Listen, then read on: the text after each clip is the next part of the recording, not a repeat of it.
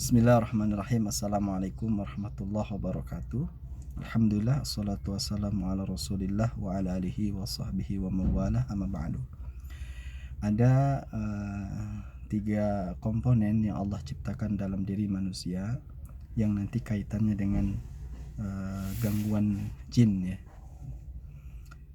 Yang pertama adalah jasad fisik ya. Kemudian yang kedua adalah perasaan, emosional, akal, dan yang ketiga adalah ruh. Seperti handphone itu juga kan terdiri dari tiga ya. Yang pertama hardware-nya ya, kemudian dalam hardware itu ada software-nya, dan yang ketiga adalah baterainya. Maka handphone itu bisa hidup. Nah, manusia ini juga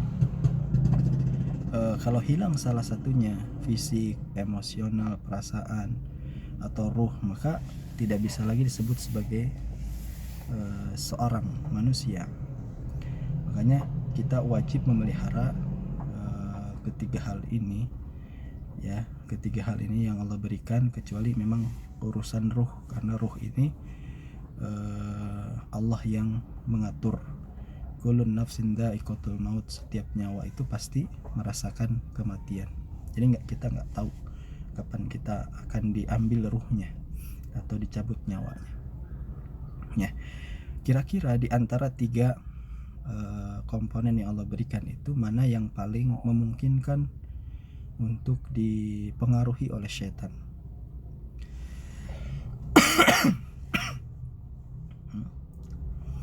Maka jawabannya adalah perasaan, akal, emosional ya, kolbunnya ya, hatinya gitu. Nah, makanya dalam surat An-Nas itu disebutkan a'udzubillahi minasyaitonirrajim alladzi yuwaswisu fi sudurin nas. Dialah syaitan yang memberikan ya was-was ke dalam sudur, ke dalam dada manusia ya. Makanya di lapangan kenapa orang-orang yang ruqyah massal, laki-laki dan perempuan, lebih banyak perempuan, mohon maaf, karena secara fitrah perempuan perasaannya lebih sensitif ya, makanya bisa dipengaruhi. Oleh karena itu orang yang mampu mengontrol emosinya ya, jadi bukan berarti menghilangkan, tidak, karena segala sesuatu yang berlebihan itu kan jadi buruk ya, tapi mengontrol emosionalnya, syahwatnya, kemudian yang berkaitan dengan ketakutannya, marahnya, khawatirnya ya, dalam batas wajar gitu, tidak berlebihan. Sehingga ketika berlebihan ini mesti dicurigai ya. Kayak misalnya orang takut kepada ular, kan hal yang wajar.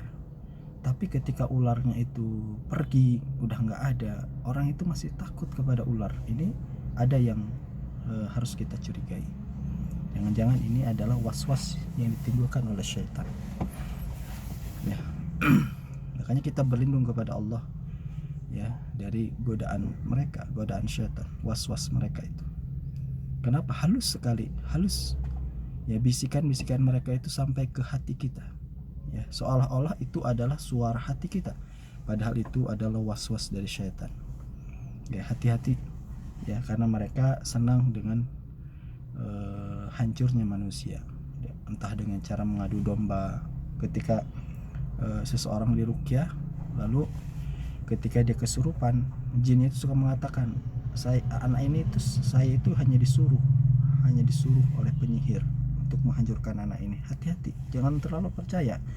Kenapa? Boleh jadi dia sedang berdusta ya, sedang mengadu domba, sedang membuat pikiran kita atau hati kita suuzon, kira-kira siapa sih yang menyihir kita gitu.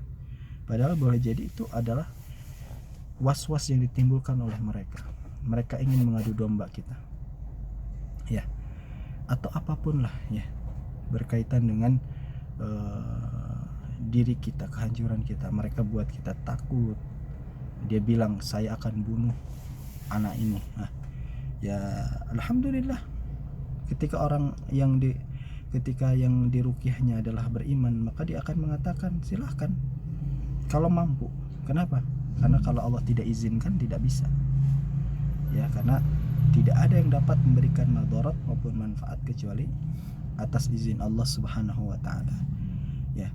Kalau kita sudah yakin bahwa tidak ada yang mampu memberikan manfaat ataupun madarat kecuali atas izinnya, maka tatkala ada yang baik atau buruk menimpa diri kita, yakin itu adalah takdir dari Allah. Dan semua takdir dari Allah itu pasti ada hikmahnya, ada kebaikan yang kita nggak tahu, ya, ada kebaikan yang kita tahu, dan kita wajib untuk husnuzon kepada Allah Subhanahu wa taala.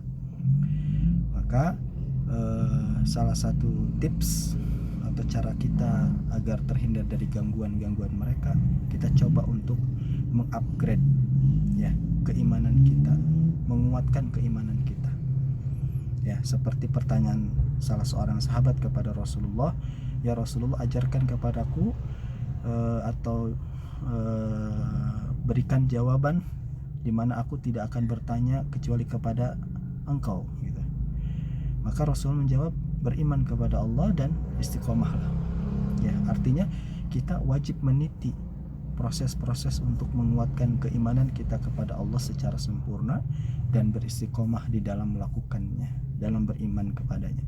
Kenapa? Karena hanya iman kepada Allah sajalah, ya, dan mengikuti perintah Allah dan menjauhi larangannya sajalah yang tidak akan membuat setan atau selain darinya itu memberikan pengaruh ya kepada pola pikir dan perasaan kita.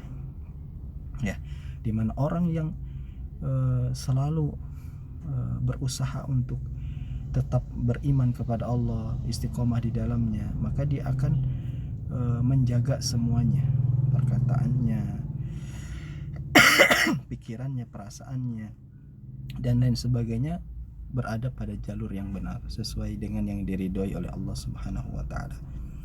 Maka orang yang diridhoi oleh Allah Subhanahu wa taala itu tidak akan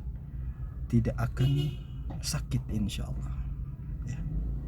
Tidak akan sakit selamanya, dan inilah yang sangat penting sebagai pondasi kita sebagai seorang yang beriman kepada Allah Subhanahu wa taala. Ya. Nah, memang sudah tugasnya lah setan itu menggoda manusia, dan alhamdulillah kalau ternyata mereka mengikrarkan diri sebagai musuh kita, karena kita memang musuh mereka, dan kita wajib menjadikan setan itu sebagai musuh kita. Ya, inna syaitana aduwwu fattakhiduhu aduwwa. Sesungguhnya setan itu adalah musuh, ya, dan jadikan mereka itu, perlakukan mereka sebagaimana musuh. Ya, jangan percaya ucapannya, jangan percaya was-wasnya, berlindung kepada Allah Subhanahu wa taala. Mudah-mudahan kita semua termasuk hamba-hamba Allah yang dilindungi oleh Allah Subhanahu wa taala, dijaga oleh Allah Subhanahu wa taala. Dan bagi antum semua yang sedang merasakan sakit, jangan lupa tetap melakukan ruqyah mandiri ya, dengan membaca surat Al-Baqarah di rumah atau zikir pagi petang ya sebelum tidur, dan yang terpenting menjalankan semua sunnah-sunnah Nabi ya, perilaku-perilaku Nabi dalam keseharian kita upayakan semuanya meskipun belum sempurna karena kita masih belajar insyaallah. Barakallahu fikum. Wassalamualaikum warahmatullahi wabarakatuh.